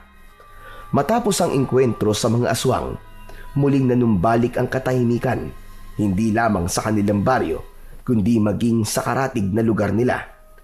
Mabilis na lumipas ang mga araw, bumalik na sa dati ang takbo ng buhay. Bagamat wala ng banta ng kasamaan, hindi na sila nagpapaabot ng gabi sa lansangan ng kanyang mga kalaro. Natuto na silang makinig at sumunod sa mga nakakatanda. Samantala, sa pagdaan pa ng mga araw, unti-unting guminhawa kahit papano ang buhay nilang tatlo. Hindi man naging marangya, naging maayos at payapa ang takbo ng kanilang araw-araw. Isa sa mga dahilan ay ang mahiwagang bag na ibinigay ni Buknoy kay Joey. Isang munting supot na tila walang laman, ngunit sa tuwing hihilingin nila ang tunay nilang kailangan, ibinibigay nito ng eksakto.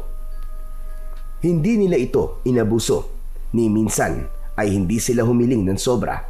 Minsan lang silang humingi ng pera, sapat lang para may maipambili ng binhi, pataba at ilang kagamitan sa bukid. Naging panimula yun sa muli nilang pagtatanim. Isa pa sa hiningi nila ay hindi material na bagay. Ang kanilang hiniling, sana'y muling maging masagana at mataba ang lupang kanilang sinasaka. At tila dininig naman ito dahil makalipas lamang ang ilang linggo, napansin ni Lolo Martin na mas lumalago na ang pananim, mas luntian na ang mga dahon, mas nagbunga ang mga halaman. Hindi na sila nagugutom, may naaani na sila para sa sarili at meron pa para maibenta sa palengke. Dahil sa masaganang ani, natustusan ng pang-araw-araw na pangangailangan nila. Hindi sila naging mayaman, pero hindi na rin sila kinapos.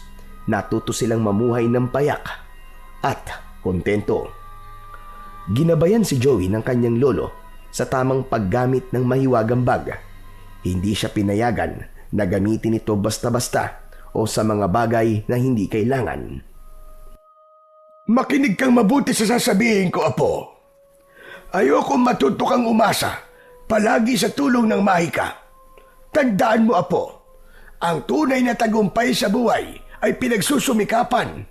Kailangan mong matutong magtrabaho, maging madiskarte, at matutong magsumikap. Tumango si Joey at isinapuso niya ang lahat ng paalala ng kanyang Lolo Martin. Unti-unti niyang natutunan kung paano maging responsable. Hindi lang siya umasa sa tulong ng mga diwende, kundi natuto rin siyang magpursige, mag-aral ng mabuti at natutong tumulong sa kabuhayan ng kanilang pamilya. Nakapagtapos ng pag-aaral ang kanyang ate Tintin sa kolehiyo. Naging guro ito sa kanilang paaralan sa baryo. Samantala si Joey naman ay patuloy na bumibisita sa karian ng mga diwende paminsan-minsan. Doon sila nagkwekwentuhan ni Buknoy. Nagpatuloy ang kanilang pagkakaibigan. Sa mga mata ng diwende, si Joey ay nananatiling mabuting tao. Hindi sakim, hindi mapang-abuso, at laging may respeto sa kapwa. Ngunit habang lumilipas ang panahon, unti-unting nabawasan ang pagdalaw ni Joey. Naging abala na rin siya sa tunay na buhay, sa pagtulong sa kanilang bukid, sa pag-aalaga sa kanyang pamilya, at sa pangarap niyang makapag-aral pa. Hanggang sa isang araw, napansin niya na kahit na anong pilit niyang sundan ang ginagawa niya noon para makapasok sa kaharian ng mga diwende, wala nang nangyayari. Hindi na siya makapasok. Hindi na rin lumilitaw ang kaibigan niyang diwende na si Buknoy. Hindi dahil sa nakalimot siya, hindi rin dahil sa ayaw niya na ng mga diwende, kundi dahil hanggang doon na lang ang hangganan. Tila itinakda ng mundo ng mga diwende na ang kanilang daigdig ay para lamang sa mga bata, sa mga pusong inosente, sa mga mata na marunong pang maniwala sa mahika. Minsan ay nagkausap sila ng kanyang lolo. Naroon siya sa harap ng punso noon nang lapitan siya ng kanyang lolo. Alam mo bang nung bata ako, ay nakapasok din ako dyan? Talaga po, lolo? Oo. At ikinuwento ng matanda sa kanya kung paanong nagsimula din ang pakikipagkaibigan niya sa mga diwending puti. Ngunit tulad niya, nang magbinata na siya, bigla na lang din siyang hindi na muling makabalik.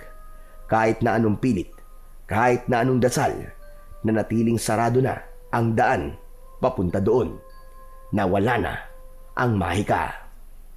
Hindi man muling nakapasok na si Joey, nananatili sa kanyang puso ang alaala ng kabutihan ni Buknoy at ang Mahika ng pagkakaibigang hindi mapapantayan.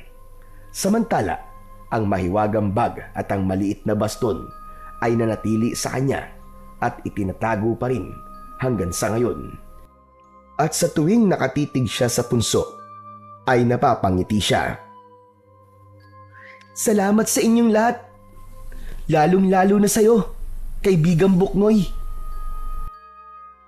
Ipinagpapasalamat niya na tinupad ng mga diwende ang papel nito sa kanyang buhay at oras na para siya naman ang gumanap sa papel niya sa tunay na mundo. At si Joey, lumaking marunong, matatag at may pusong handang tumulong